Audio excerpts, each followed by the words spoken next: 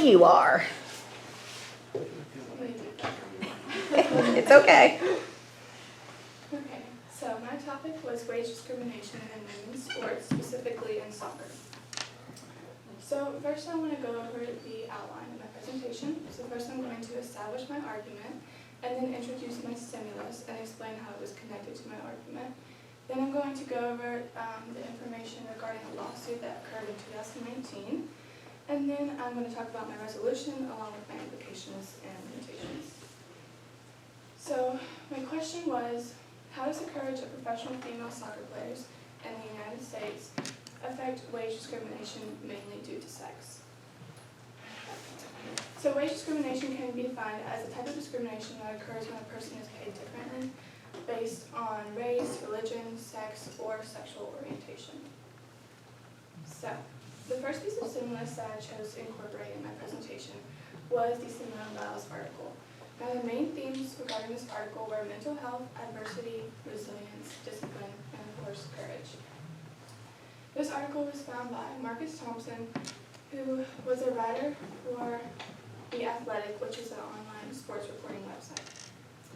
So Biles, the main theme of this article was Biles' decision to not participate in the final championship in 2020 for gymnastics. And she did this because of her mental health. Biles showed courage by advocating for herself in this way, and that is similar to the way that the women's national soccer team advocated for themselves and their beliefs in their lawsuit.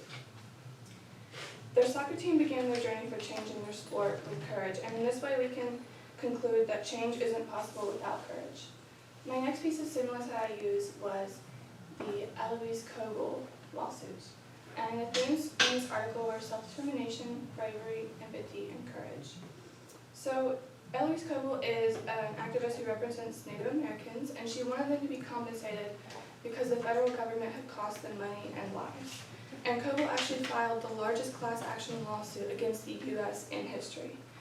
The U.S. women's soccer team had similar motivations when filing their lawsuit. Just like the women athletes, Kogel made many sacrifices to make her case known. Kogel and women athletes wanted a better future for their people. And this information was found by Melinda Janko, and she was the writer of a documentary called 100 Years, which was about Eloise Kogel. So, let's talk about the international women's soccer team and why they're number one. The team has many accomplishments, including 4 Women's World Cup titles, 4 Olympic gold medals, 9 championship titles in the soccer league, and 1 Gold Cup title. And this information is found by Diana Leedon, who was a civil litigator and trial lawyer. Here we have a stat.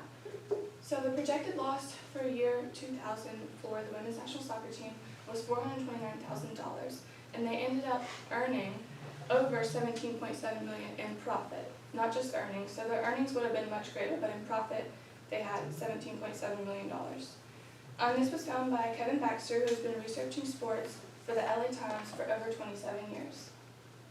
So the background, as we all know, women and men have not always been treated in this country, and women had to fight for their basic rights, such as the right to vote.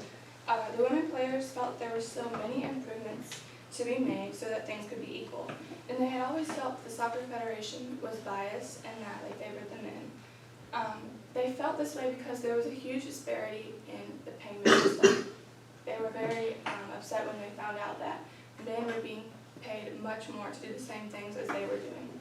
And there was a constant comparison and competitiveness between the men and women. And of course, you know, people said all kinds of things like the women were not as good as the men, and that's why that they were being paid less. And this was found by Nancy Armour, who is an American sports columnist for the popular newspaper USA Today. Here we have a diagram that shows the difference in bonuses between the men's national team and the women's national team. As you can see, at times the men are making double in bonuses, up to even 6 times more in bonuses. Here is a statistic regarding the game averages in 2018. Keep in mind this was leading up to the lawsuit that occurred in 2019. The women's national team game average was 3,600, while the men game average was 17,625. This was a whopping difference. Goalkeeper Hope Solo, which was one of the ones to sign the lawsuit, said that we're the best in the world, have 3 World Cup championships, 4 Olympic championships, and the men get paid more to show up than we get paid to win major championships.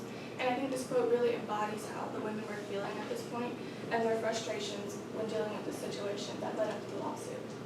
So let's talk about the lawsuit. According to Kathleen Caminiti, who is co-chair of the Wage and Hour and Pay Equity Groups, the team filed their lawsuit in 2019, fresh off their hot second World Cup win against the USSF.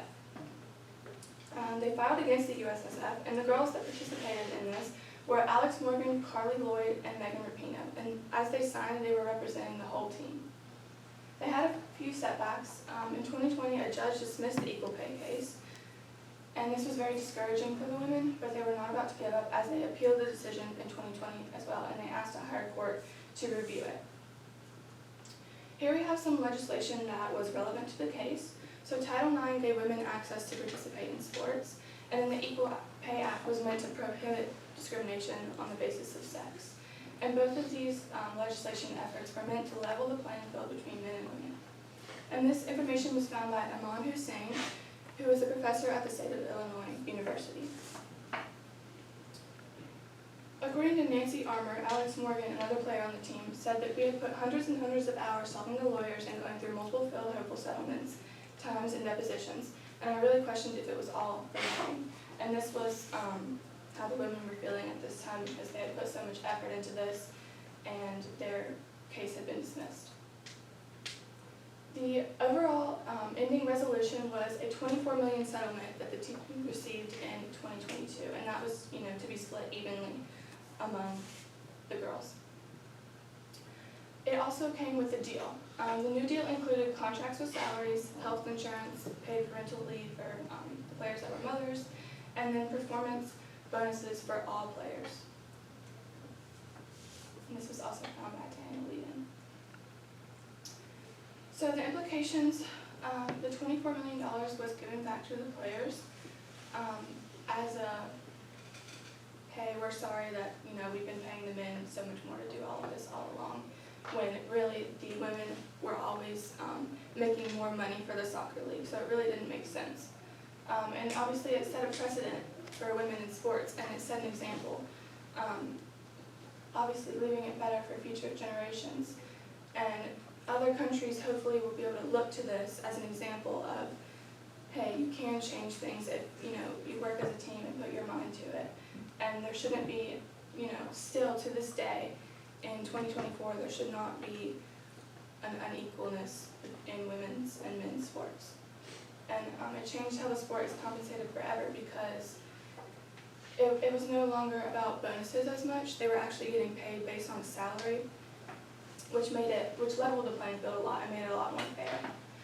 And then the limitations, the court did dismiss their equal pay claims at first, and they were not discouraged by this. They continued to spend their time and their money in the lawsuit process. Of course, they faced a lot of backlash from the media, people saying that they were greedy, that they didn't deserve to be paid more, that they were overconfident, and obviously people are entitled to their own opinions, but the numbers didn't lie.